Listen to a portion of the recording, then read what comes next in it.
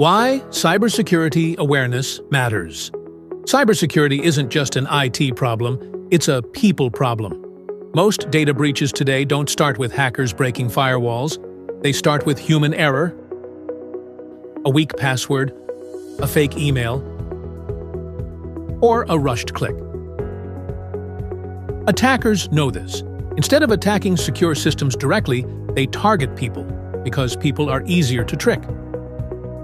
That's why basic protections like Multi-Factor Authentication, or MFA, matter more than ever.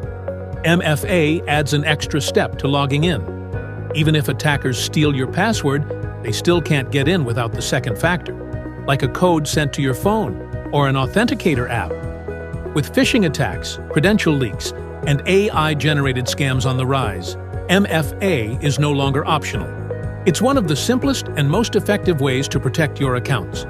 Cybersecurity awareness starts with understanding the risks and using the tools that stop attacks before they succeed. Stay alert, follow best practices, and report issues quickly. That's how you keep yourself and the company safe.